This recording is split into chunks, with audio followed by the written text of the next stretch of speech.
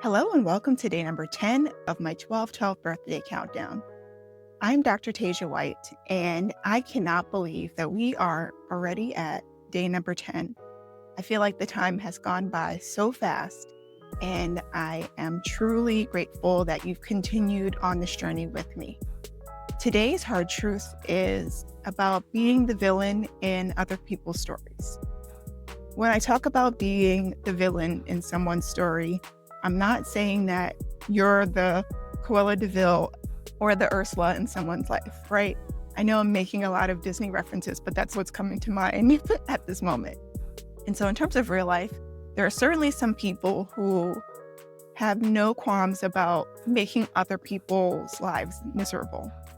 And they do what they can to cause inconveniences, to create barriers, to bully other people. Like, those villains totally exist.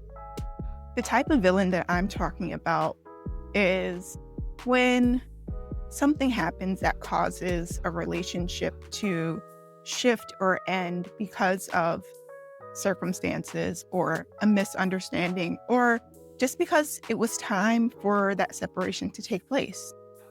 What I'm talking about are situations where maybe the intention wasn't bad, but the outcome just didn't work in the other person's favor.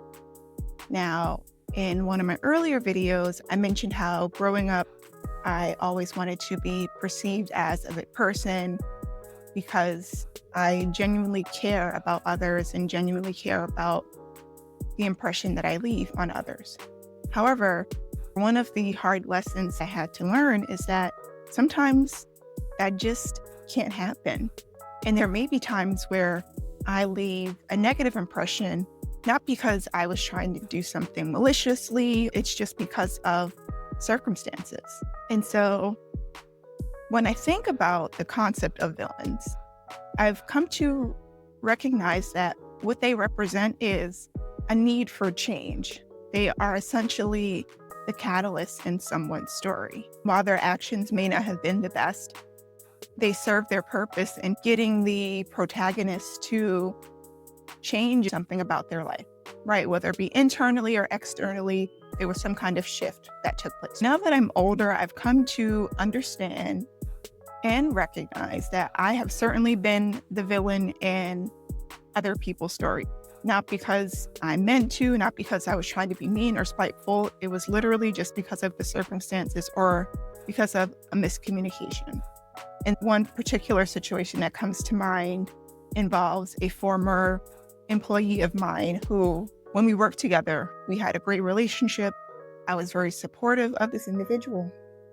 When it came to my staff members, I would literally go to the mat for them because that was my way of expressing my gratitude for the work that they were doing. And it was just one of the ways that I built a positive rapport with my team. And so with this particular employee, we had this policy that impacted their ability to continue to work for me after a certain number of years. Basically saying that the people who worked within my department had to have a master's degree. And it never really made sense to me because I was new. I didn't really question it. However, when a lot of transition was taking place in my department, I was sort of like, maybe there's an opportunity for us to reassess this policy because I don't really see how it impacts this employee's ability to do their job. I had that conversation with my supervisor and he understood and was like, sure, we can make that change, no problem. Right after making that change, I go to them and they tell me they actually accepted a job somewhere else, which I totally understood and fully supported because, again, they were told before I came in that they would have to find a new job by a certain time frame. I was happy to help them with that transition. However, because of that policy change, someone else benefited from being hired even though they did not have a master's degree. When he heard about it, he was so upset and stopped speaking to me. I feel like I can certainly understand why he was frustrated because for 2 years he was told hey, you have to get a master's or you can't be in this position anymore. If I was in his shoes, I would be upset if I was told I couldn't have a certain position and then someone who didn't have the qualifications was put into that position. And so I was never upset with him for feeling the way that he did. If anything, I just had to accept that in this case, I was the villain. I wasn't able to make the change earlier to allow for him to stay. I was responsible for hiring the new person who didn't have the qualifications. I had to accept that someone is upset by something I did. As a result, our relationship was severed and this negative impression was left on this individual. Despite all of the good things that we did together, I can't be upset with that former employee for having this impression of me because it didn't work out in his favor. And I'm the person who was essentially responsible at the end of the day.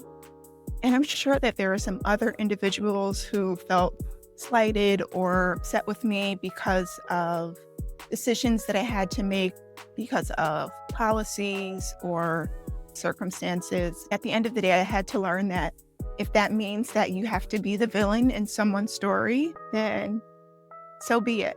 At least I can say that I did what I was supposed to do. Even though the result wasn't favorable, I did my best. When it comes to being the villain in someone's story, I had to learn that sometimes I'm going to break some hearts. Sometimes I'm going to disappoint people. Sometimes I'm going to frustrate people.